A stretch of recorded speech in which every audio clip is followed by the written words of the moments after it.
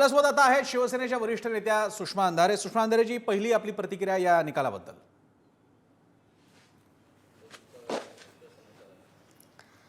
हा निकाल माझ्यासाठी धक्कादायक नाही, अविश्वसनीय आहे.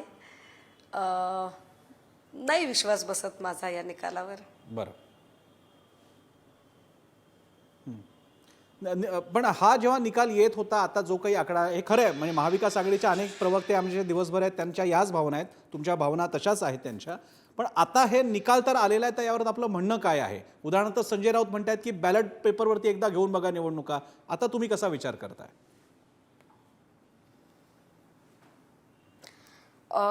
प्रसन्नाजी, मला असं वाटतं की लोकशाहीचं सौंदर्य हे विरोधी पक्षांच्या सहअस्तित्वावर असतं. देवेंद्रजींची प्रेस मी बघितली आणि त्या प्रेसमध्ये ते फार शांतपणे बोलत होते. विजयानंतर माणसं व्हायबल होत नाहीत, बऱ्यापैकी शांत होतात आणि त्या विजयाला साजेसं, शानदार, रुबाबदार शांतपणे त्यांनी उत्तरं जरी दिली असली तरी सुद्धा आसुरी सत्ताकांक्षा इतकी मोठी आहे की त्या आसुरी सत्ताकांक्षेमध्ये कुठलाही विरोधी स्वरच उमटू द्यायचा नाहीये आणि विरोधी पक्षच दिसला नाही पाहिजे, तो उखडून टाकायचा आहे. हा जो प्रयत्न आहे हा फारच वाईट आहे. आणि जर असं होत असेल तर मग या देशात लोकशाही व्यवस्था आहे का, याच्यावर चिंता करावी लागेल, चिंतन करावं लागेल. आता याच्यातला बाकीचे मुद्दे तर पुढचे आहे ते यानंतर चर्चेत येतील, पण या क्षणीचा महत्त्वाचा मुद्दा आहे शिवसेनेचं काय. एकनाथ शिंदेच्या शिवसेनेला आपल्यापेक्षा जास्त जागा आहेत, आपल्याला मुंबई आणि महाराष्ट्रामध्ये सुद्धा कमी जागा मिळालेल्या आहेत. याचं आता सध्या विचार आपण कसा करताय महत्त्वाच्या पदाधिकारी म्हणून? सुषमाजी. देवेंद्र फडणवीस आणि त्यांच्या सगळ्या टीमचं मी मनपूर्वक अभिनंदन करेल. एकनाथ शिंदे आणि त्यांच्या टीमचं आणि अजितदादा आणि त्यांच्या टीमचं सुद्धा मी मनपूर्वक अभिनंदन करेल. ते अभिनंदन करताना त्यांना शुभेच्छाही देईल. पण एक नक्की मला सांगावं लागेल की ही सगळी मंडळी जी विजयी झालेली आहेत, वरकरणी ते कितीही विजय साजरा करत असतील, फटाके फोडत असतील, गुलाल उधळत असतील, पेढे वाटत असतील, अजून काही करत असतील, जेव्हा कधी हे लोक एकटे एकटे आरशासमोर उभे राहतील आणि स्वतःच्या नजरेला नजर भिडवत असतील, आय एम डॅम शुअर, मला खात्री आहे की त्यांना त्यांचं अंतर्मन खात असेल आणि त्यांचं अंतर्मन त्यांना सांगत असेल की हा विजय त्यांनी कोणत्या पद्धतीने मिळवलेला आहे. कारण मी कायम असं सांगते की राज्यशास्त्रामध्ये एक वर्तनवादी सिद्धांत असतो आणि त्या वर्तनवादी सिद्धांतामध्ये निवडणुकीच्या काळामध्ये मतदारांचं वर्तन काय आहे, उमेदवारांचं वर्तन काय आहे आणि स्वायत्त यंत्रणांचं वर्तन काय आहे याचा अभ्यास केला जातो. या जर एकूण वर्तनांचा अभ्यास जर केला तर आपण जे म्हणताय की आता काय म्हणाल की बाबा शिंदेच्या जागा जास्त जिंकलेल्या आहेत, तर मी आपल्याला प्रसन्नाजी सांगितलं पाहिजे, एबीपी माझा असेल, पुढारी असेल, माय महानगर असेल, लोकशाही असेल, जी24 तास असेल, मुंबई तक असेल, या सगळ्या चॅनलचे जेवढे ऑनलाईन पोर्टल, डिजिटल जेवढे म्हणून सर्वे होते, त्या सगळ्या सर्वेमध्ये जास्तीच्या जागा या महाविकास आघाडीला दाखवल्या होत्या. भलेही तुमचे ते जे काय सर्वे त्यांनी काही सांगू, पण जे ऑनलाईन मतं दिसत होती त्याच्यामध्ये सगळ्यात लोकप्रिय व्यक्तिमत्व कोणतं, तर त्याच्यामध्येही क्रमांक 1 ला उद्धव ठाकरे दिसत होते. त्यामुळे मला त्याच्यात कुठेही यथकिंचितही शंका वाटत नाही. एक दुसरं असं की मला माझ्या कुठल्याही उमेदवार कमी पडलाय असं अजिबात वाटत नाही. आमचे सगळे उमेदवार फार ताकदीनं लढले, प्राणपणाने लढले. त्या सगळ्या उमेदवारांचं मनपूर्वक अभिनंदन आहे. कारण एवढा पैशाचा धोधो पाऊस असताना, महापूर असताना आणि सगळ्या स्वायत्त यंत्रणा त्यांनी त्यांच्या हाताशी ठेवलेल्या असताना सुद्धा ज्या ताकदीनं आमच्या उमेदवारांनी लढण्याचं आणि भिडण्याचं साहस दाखवलंय ते काबिले तारीफ आहे. त्यामुळे खरी शिवसेना कुठल्या तरी नंबरवर जर ठरवायला गेलो तर मला नाही वाटत की ती तशी ठरवता येईल. सुषमाजी, आपल्यासोबत पुढारी न्यूजचे चीफ स्ट्रॅटेजी ऑफिसर विनायक पासलक सुद्धा आहेत. विनायक, काय प्रश्न विचारायचा आहे? नाही, मला प्रसन्न हेच सांगायचं आहे की पुढारीनं काल जो पत्रकारांचा सर्वे जाहीर केला आणि जो आपण आपला एक्झिट पोल जाहीर केला त्याच्यात आपण 2 मुद्दे सांगितले होते आणि एक्झॅक्ट तसं घडलेलं आहे. 43%, 43.6 भाजपची मतं होती. आपण असं म्हणलं स्पष्टपणे की 5% महिला या लाडकी बहीण या मुद्द्यावरून थेट महाविकास आघाडीकडून महायुतीकडे येत आहेत आणि अर्धा ते पाऊण टक्के मतदार हा हिंदुत्वाच्या मुद्द्यावरून ज्यानं लोकसभेला महाविकास आघाडीला मतदान केलंय तो महायुतीकडे येतोय. असा 5.5% गेन आपण महायुतीला सांगितलं होता स्पष्टपणे. हो. मतांच्या बाबतीत ते आज एक्झॅक्ट झालेलं दिसतंय. 43.5% जवळपास 49% महायुतीची मतं पोहोचलीत. 6% मतं महाविकास आघाडीची कमी झालीत आणि अजून 4% महाविकास आघाडीला मिळालेली मतं अपक्षांकडे गेलीत. त्यामुळं पुढारी न्यूजनं जे सांगितलं त्याचं रिफ्लेक्शन आज मतांमध्ये दिसते आणि त्याच्या जागा आपण सांगितल्या नव्हत्या, कारण जागा सांगताना कित्येकदा चूक होती. त्यामुळे ते आपण टाळलेलं. त्या मतांचा परिणाम या लँडस्लाइड महायुतीच्या विक्रीत दिसतोय. या ठिकाणी नमूद करणं गरजेचं आहे. आपण आणि हाच मुद्दा आपण सुषमाताईंना पण विचारूया. सुषमाजी, इथे हा मुद्दा आपल्याला जो मतांचा आहे, हा मतांचा भाग एवढा मोठ्या प्रमाणात शिफ्ट कसा झाला? लोक 3 महिन्यापूर्वी तुमची आणि त्यांच्या मतांची टक्केवारी अगदी 1% फरक असतो आणि आता एवढा मोठा फरक झालाय. काय कारण वाटतं आपल्याला? प्रसन्नाची तुमच्याच सोबत 2 दिवसापूर्वीच्या चर्चेत मी होते हो, आणि सगळे चॅनलवाले तेव्हा नेक टू नेक फाईट असं सांगत होते. खरंय. त्या नेक टू नेक फाईट मध्ये मी समजू शकते, म्हणजे भाजप सत्तेत बसलंय याचं काही वाटणार नाही आम्हाला. कुणी ते सत्तेत बसू शकतील, आम्ही सत्तेत बसू शकू, 25 त्यांच्या जास्त येतील, 25 माझ्या कमी येतील, तोही काही मुद्दा नाहीये. अरे पण जेव्हा 50 मध्ये तुम्ही सगळे विरोधक गुंडाळता आणि तुम्ही 233 मध्ये खेळता, आता हा काय प्रकार आहे? बरं. 150 जागा लढल्यानंतर 127 ते 131 दिसत आहे स्क्रीनवर तुमच्या. 131 जागा जर भाजपला दिसत असतील, मला नाही वाटत की कुठल्याही निवडणुकीमध्ये अशा पद्धतीचा स्ट्राईक रेट कधी दिसला असेल. हा स्ट्राईक रेट कशाचा परिणाम असेल बरं? तुम्हाला वाटतं लाडकी बहीण? मला नाही असं वाटत. कारण लाडकी बहीण जर पर्क्युलेट झाली असती ना, तर पुढचं कटेंगे बटेंगे किंवा एकही सेफ आहे आलं नसतं. हे पुढचं नरेटिव्ह आलं कारण लाडकी बहीण त्याच्यात अजिबातच पर्क्युलेट झालेली नव्हती. हा एक भाग आहे. दुसरं असं की का असं झालं त्याचं जर कारण शोधायचं असेल, मी कुठेही मी अभिनंदन केलंय तिघांचंही, मी शुभेच्छा दिल्यात. मी फार तटस्थपणे शांतपणे बोलायचा प्रयत्न करते आणि मी शांतपणे सांगते की याच्यात अजून एक काय घोळ झालाय, तर अपक्षांनी मोठा घोळ घातलेला आहे. बरं. अनेक ठिकाणी जे अपक्ष उभे केले गेले आणि त्या अपक्षांमध्ये जे मतांचं विभाजन झालंय ते फार मोठं विभाजन आहे. काही ठिकाणी अंतर्गत लाथाळ्या आहेत. आणि अजून एक महत्वाचं कारण काय आहे, तर ते महत्वाचं कारण असं की मुख्यमंत्री पदाचा उमेदवार जाहीर न करणं हे गणित चुकलंय का? बरं. षण्मुखानंद हॉलमध्ये पहिली बैठक जेव्हा पार पडली, एक्झॅक्टली त्या पहिल्याच बैठकीमध्ये सन्मान्य पक्षप्रमुखांनी सांगितलेलं होतं की तुम्ही कुणालाही जाहीर करा, भलेही अगदी म्हणजे पवार साहेब, पटोलेजी किंवा बाळासाहेब थोरातजी यांनी आत्ताच्या आत्ता एक नाव जाहीर करावं, मी इथल्या इथं त्याला सहमती देतो, मला सोडून कुणाचंही नाव जाहीर करा, कुठल्याही पक्षाचं जाहीर करा, हे त्यांनी स्पष्टपणे म्हटलं होतं. पण तेव्हा असा पवित्रा घेण्यात आला की ज्या पक्षाचे जास्त निवडून येतील त्यांचा उमेदवार ठरेल.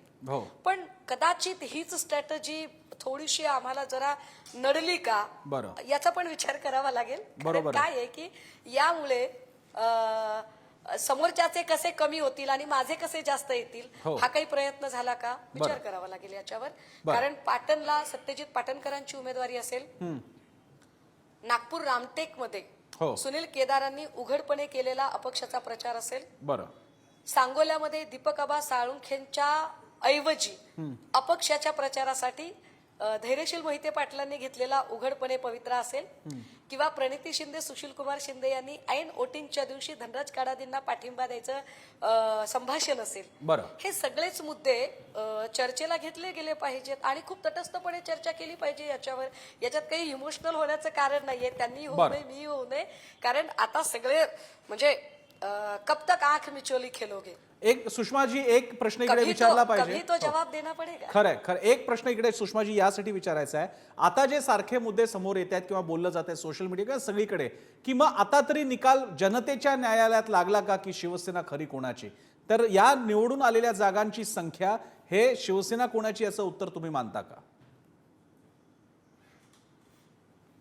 नाही, अजिबात मानत नाही किंवा हा जनतेच्या न्यायालयाचा निकाल सुद्धा मानत नाही. कारण जनतेच्या न्यायालयाचा जर निकाल असेल तर मी दिवसभरात जे काही फोन कॉल घेते त्या सगळ्यातनं जे मला आणि ते पक्षाशी संबंधित नसणारे लोक ज्या वेळेला सांगतात की हा निकाल आमच्यासाठी अत्यंत अविश्वसनीय आहे, तो लागलाच कसा काय, तर तो निकाल ज्या स्वायत्त यंत्रणा हाताशी धरून लावला गेलाय, निकाल लावून घेतला गेलाय, त्यामुळे मी त्याला अजिबात काही निखळ तुमचा ईव्हीएम वर विजय अविश्वास वगैरे आहे? मानत नाही. सुषमाताई- तो निखळ विजय नाही, हे सुषमाजी तेही लोक करतात. सुषमाजी तुमचा ईव्हीएम वर अविश्वास आहे? तुम्ही अजून माझा फक्त ईव्हीएम वरच नाही, बरं.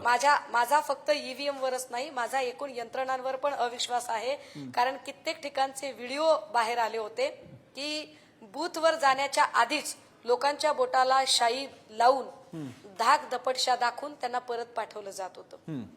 आणि त्यावेळेला सगळ्या यंत्रणा बघ्याची भूमिका घेऊन होत्या आणि त्याचे असंख्य व्हिडिओ बाहेर आले. बरं. त्यामुळे फक्त ईव्हीएमच नाही तर एकूण स्वायत्त यंत्रणा, म्हणूनच मी वर्तनवाद हा शब्द वापरला की हे जर सगळा वर्तनवादी सिद्धांताने जर अभ्यास केला तर मतदारांचं जे वर्तन आहे ते महाविकास आघाडीच्या बाजूने होतं. मात्र त्याच वेळेला स्वायत्त यंत्रणा ज्या आहेत त्या स्वायत्त यंत्रणांचं वर्तन मात्र निश्चित आमच्या बाजूने नव्हतं, ते महायुतीच्या बाजूने. सुषमाजी, यावेळी जो काही प्रतिसाद भाजप, फक्त आपण भाजप पुरता बोलूया, 130 जागा इकडे दिसत आहेत आपल्याला. याचा अर्थ महाराष्ट्राचा जो काही एक वैचारिक अक्ष होता, जो केंद्राच्या डावीकडे मानला जात होता आतापर्यंत, तो आता उजवीकडे झुकतोय. एक हिंदुत्ववादी राजकारण आता प्रस्थापित झालंय. राजकीय वैचारिक डीएनए बदललाय महाराष्ट्राचा? नाही, मला असं अजिबात वाटत नाही. सेंटर टू लेफ्टचं सेंटर टू राईट झालंय का, तर होय, ते होत आहे. परंतु ते सेंटर टू राईट होणं हे काय म्हणता येईल त्याला सहज सुलभ नाहीये किंवा ते अगदी साहजिकपणे नाहीये, तर ते मॅन्युप्लेटेड आहे. जे दिसतंय चित्र ते मॅन्युप्लेटेड आहे. हे फार गांभीर्याने हे राज्यशास्त्राची विद्यार्थिनी म्हणून नोंदवलं पाहिजे. एका पक्षाची पदाधिकारी म्हणून नाही, विद्यार्थिनी म्हणून सांगते की सेंटर टू लेफ्टचं सेंटर टू राईट जे चित्र आपल्याला दिसत आहे हे सहज सुलभ नाही, हे मॅन्युप्लेटेड चित्र आहे. आणि असं मॅन्युप्लेटेड चित्र हे लोकशाहीसाठी घातक चित्र आहे, हे नमूद केलं पाहिजे. आणि त्याला जोडूनच मला कुठेही वाटत नाही की माझे उमेदवार कमी पडलेले आहेत. माझ्या उमेदवारांनी फार ताकदीने लढा दिलेला आहे. हत्तीचं मस्तक समोर असतानाही ते ज्या ताकदीने लढले आणि भिडले आहेत ते काबिले तारीफ आहे माझ्यासाठी. सुषमाजी, यामध्ये जे महिलांचं मतदान मोठ्या प्रमाणात झालं त्याच्या आकडेवारी सुद्धा उपलब्ध आहेत, सहज गुगलवरही उपलब्ध आहेत की मतदारसंघांमध्ये महिला किती एक गठ्ठा येत होत्या, मोठ्या संख्येने येत होत्या. आणि असं म्हणतात, स्वतः देवेंद्र फडणवीस म्हणाले की मी या सगळ्या माझ्या बहिणींचे सुद्धा आभार मानतो. महिलांनी इतक्या मोठ्या प्रमाणात भरभरून महायुतीला मतदान करणं, भाजपला मतदान करणं, या ट्रेंडकडे स्वतः एक महिला म्हणून तुम्ही कसं पाहता? खूप चिंता वाटते. चिंता वाटते मला महिला म्हणून निश्चितपणे की काय पद्धतीने हे निकाल. मला जे वाटत होतं ना, माझं जे आकलन आहे ते आकलन असं होतं की या संपूर्ण निवडणुकीमध्ये निर्णायक घटक जो असेल तो मराठवाडा आणि विदर्भातला सोयाबीन उत्पादक शेतकरी असेल. आणि मी त्या सोयाबीन आणि कापूस उत्पादक शेतकरी, मिनिमम सपोर्ट प्राइस, अनएम्प्लॉयमेंट, हे सगळे मुद्दे माझ्यासाठी फार महत्वाचे होते. महिला सुरक्षेचा मुद्दा सुद्धा माझ्यासाठी फार महत्वाचा होता. मग मी कन्व्हिन्स करायला कमी पडले की अभिरुची बदललीये, मला विचार करावा लागेल. मुंबईमध्ये काही मुद्दे, आणखी 2-3च मुद्दे सुषमाजी. मुंबईमध्ये इतका मोठा प्रचार तुम्ही केला होता, अदानी आणि धारावी हा मुद्दा राहुल गांधींपासून उद्धव ठाकरे जोरकसपणे मांडत होते, तिथे सुद्धा महायुतीला चांगलं यश आहे. याचं काय म्हणावं इंटरप्रिटेशन? मला आत्ता सुद्धा वाटतं की तो मुद्दा आम्ही महापालिकेत सुद्धा घ्यायला हवा. तो मुद्दा महत्वाचा आहे. आम्ही हे समजून घेतलं पाहिजे. मला वारंवार मी जे म्हणते ना की पॉलिटिकली करेक्ट राहायचं की सोशली करेक्ट राहायचं, तर सोशली करेक्ट राहिलं पाहिजे. फक्त विजय मिळवायचा आहे म्हणून जर आम्ही भांडवलदारांच्या हातचं बाहुलं बनायचं झालं तर मग महायुतीमध्ये आणि आमच्यामध्ये फरक तो काय उरला. मला असं वाटतंय की आम्ही सोशली करेक्ट राहिलं पाहिजे.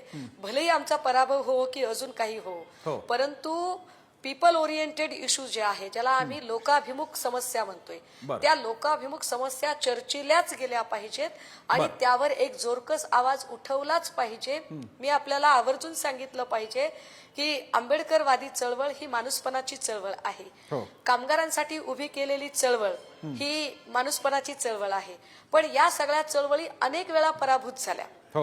आंबेडकरवादी पक्ष असतील, सीपीआय सीपीएम सारखे पक्ष असतील किंवा डाव्या विचारसरणीचे, पण म्हणून त्यांनी आपला विचार सोडला नाही. ते लढत आहेत, ताकदीने लढत आहेत. शिवसेना सुद्धा जर महाराष्ट्र हित हा केंद्रस्थानी विचार ठेवत असेल तर महाराष्ट्र हिताचा विचार म्हणून आम्ही महापालिकेत सुद्धा या मुद्द्यावर लढलं पाहिजे. सुषमाजी, या सगळ्यामध्ये काँग्रेस आणि शिवसेनेचं इन फायटिंग विदर्भ, मराठवाडा किंवा एकूणच जागाच्या वाटपापासून नंतर सुद्धा विशेषतः राऊतांचं किंवा शिवसेनेचं आणि नाना पटोलेंचं जुळत नाहीये. केंद्राशी राहुल गांधींचे अतिशय चांगले संबंध असतील. या इन फायटिंगचा सुद्धा फटका बसला का हो सुषमाजी? नाही, मला संजय राऊत साहेब किंवा नाना पटोलेजी यांच्यातल्या संघर्षाचं काही वाटत नाही. पण एक नक्की आहे की सौते सुभे सांभाळण्याचा एक प्रयत्न बऱ्यापैकी झालाय का असा नक्की आता विचार करावा लागेल. आणि काही गोष्टी फार स्पष्टपणे मांडल्या सुद्धा पाहिजे तो. कारण ज्या पद्धतीने आम्हाला बडनेरामध्ये अनएक्सपेक्टेड ट्रीटमेंट मिळालेली आहे. बरं. रामटेकमध्ये आम्हाला खूप अनएक्सपेक्टेड ट्रीटमेंट मिळाली, सांगोल्यातली, पाटणमधली, सोलापूरमधली. तर निश्चितपणे आम्ही त्याच्यामुळे सोलापूर अगदीच आणि त्याच्यामुळे आम्ही दुखावलोय हे नक्की आहे. पण त्याचा संबंध पटोले राऊत या संघर्षाशी लावावा असं मला वाटत नाहीये. त्याचा संबंधच लावायचा असेल तर मुख्यमंत्री पदाचा उमेदवार जाहीर करणं याच्याशी लावता येईल कदाचित. सुषमाजी, शेवटाकडे जात असताना महापालिका निवडणुका आता होतील असं दिसतंय आणि अशी चर्चा होती की विधानसभेसाठी सगळं थांबलेलं आहे. अशा स्थितीमध्ये माझे 2 प्रश्न आहेत, एका प्रश्नाचे 2 भाग आहेत. मुळात मवियामध्ये शिवसेनेनं थांबावं का, 1, आणि 2, मवियामध्ये थांबून सुद्धा महापालिकेला स्वतंत्ररित्या तोंड द्यावं का? आपलं काय मत आहे? शिवसेना युबीटीने मविया सोबत थांबावं की नाही थांबावं हा प्रश्न माझ्या पक्षश्रेष्ठींच्या पातळीचा प्रश्न आहे. मी पक्षामध्ये काम करणारी एक सामान्य कार्यकर्ती आहे. त्यावर निर्णय घेण्याचा किंवा भाष्य करायचा अधिकार मला अजिबात नाहीये. हा एक भाग झाला. दुसरं असं की येणाऱ्या निवडणुकांना सामोरं जावं लागेल. निश्चितपणे आता महायुतीचा कॉन्फिडन्स शिगेला पोहोचलेला आहे. ज्या पद्धतीचे म्हणजे देवेंद्रजींनी प्रचंड संयम आणि शालीनतेने आता पत्रकार परिषदेला ते सामोरे गेले. पण मी इतर काही लोकांचे जे चित्कार बघितले, जे उन्मादी वक्तव्य बघितली, तो उन्माद आणि ते चित्कार बघता त्यांचा जो कॉन्फिडन्स आहे तो कमालीचा पोचलेला आहे. परंतु एकूण मी आपल्याशी जो संवाद साधते आणि माझी जी देहबोली आपण बघत आहात त्यावर ना आपल्याला किमान याचा तर अंदाज आला असेल की मी कुठूनही कशीही खचलेली नाही. कारण मला असं वाटतंय की मी माझ्याशी प्रचंड प्रामाणिक आहे आणि अत्यंत प्रामाणिकपणे प्रत्येक मतदारसंघासाठी आम्ही कष्ट घेतलेले आहेत, मेहनत घेतलेली आहे. स्वतः आदित्य दादा त्यांचा मतदारसंघ सोडून राज्यभर प्रचारासाठी फिरत होते. त्यामुळे आमचं 100% देण्यात आम्ही कुठेही चुकलेलो नाही आहोत आणि आमचं मॉरलही कुठूनही डाऊन झालेलं नाही. हा भाग निश्चित आहे की मागच्या काळात आम्हाला प्रचंड खोट्या केसेस, दडपशाही, धाकदपटशांना सामोरं जावं लागलं. कदाचित त्याच्या दुपटीने त्रास आम्हाला येणाऱ्या काळात होणार आहे. मग अशा काळात आम्ही पक्ष सोडू का, मग आमचं काही मॉरल डाऊन होईल का? तर मला वाटतं की हे व्रत जेव्हा स्वीकारलं तेव्हा या सगळ्या गोष्टींची कल्पना होती. एक सुषमाजी, महाविकास आघाडी शेवटचा महापालिका म्हणून महापालिकेसाठी आम्ही सामोरे जायला तयार आहोत. सुषमाजी, एक शेवटचा प्रश्न म्हणजे या सगळ्या काळामध्ये शिवसेना मविया बरोबर गेली आणि मग सगळं म्हणजे शिवसेनेचं रुपडं इतकं होतं की अगदी मुसलमानांची मतं सुद्धा मिळाली, आपण पाहिलं लोकसभेला सुद्धा. पण या सगळ्यामुळे हिंदुत्ववादी मतदार दूर जातोय का शिवसेनेपासून? आणि म्हणून मग ते जे हिंदुत्वांचं कटेंगे बटेंगे एक आहे तो सेफ आहे आणि या सगळ्याचा परिणाम म्हणून एकनाथ शिंदे हिंदुत्वाचे शिवसेनेच्या फॅक्शनला जास्त महत्व आलं आणि त्या हिंदुत्व मध्ये आता शिवसेना आहे की नाही उद्धव ठाकरेंची, असा काही संभ्रम तयार झालाय असं वाटतंय? मुसलमानांची मतं म्हणजे कोणती मतं? काही पाकिस्तानवरून का बांगलादेशातून आणलेले मुसलमान? नाही, स्पेसिफिकली मुंबईच्या मतदारसंघामध्ये उद्धव ठाकरेंच्या शिवसेनेला मिळाली आहेत मतं. नळपट्टी भरतात. एक नॅरेटिव्ह जो सेट करण्याचा प्रयत्न झाला, ते नॅरेटिव्ह मला नाही वाटत की त्याचा मी पुन्हा त्याच मुद्द्यावर येईल की पॉलिटिकली करेक्ट की सोशली करेक्ट. तर सोशली करेक्ट राहायचा मी जास्त प्रयत्न करेल आणि सोशली करेक्ट राहताना मला असं वाटतं की आम्हाला मत देणारा तो हिंदू असेल, तो मुस्लिम असेल, तो बौद्ध असेल, तो ख्रिश्चन असेल, तो जैन असेल, त्या प्रत्येकाबद्दल आम्ही प्रचंड कृतज्ञ आहोत. आम्ही त्या मतांचा आदर करतो आणि अमुक एका मतांच्या नादात अमुक एक मतं निसटली असं म्हणून आम्ही कुठल्याही मतदारांचा अव्हेर करू इच्छित नाही. एक शेवटचा प्रश्न मुलाखत संपवण्यापूर्वी, विरोधी पक्ष नेतेपदाबद्दल आता विचित्र स्थिती तयार झाली आहे कारण नियमानुसार जेवढा आकडा लागतो तेवढा तुमच्या सगळ्यांचा मिळून बनतोय. त्यामुळे मग कसं सामंजस्य या बाबतीत बाळगलं जाईल? नाही, या बाबतीतलं सामंजस्य बाळगताना पुन्हा तेच म्हणावं लागेल मला की आम्ही कसं लढणार आहोत. आम्ही महापालिकेला एकटे सामोरे जाणार की अलायन्सने सामोरे जाणार, आमचा गटनेता कोण असेल, आमचा विरोधी पक्ष नेता कोण असेल, हे सगळ्या प्रश्नांची उत्तरं ही मला वाटतंय की माझे पक्षश्रेष्ठी जास्त चांगली देऊ शकतात. मी फार तर माझ्या पक्षाची आणि माझ्या एकूण उमेदवारांच्या संबंधाने असणारी माझी भूमिका मी मांडू शकते, परंतु निर्णय घेणारी जी अंतिम यंत्रणा आहे ते माझे नेते आहेत आणि नेते निश्चितपणे उद्या परवा त्याची भूमिका मांडतील. सुषमाजी, आपण सविस्तर वेळ दिलात आणि सगळ्या प्रश्नांना दिलखुलास उत्तरं दिली. काही वेळा अतिशय म्हणजे तुमच्या भावना त्यातून आम्हाला जाणवत होत्या, त्यासाठी खरंच आभार, धन्यवाद.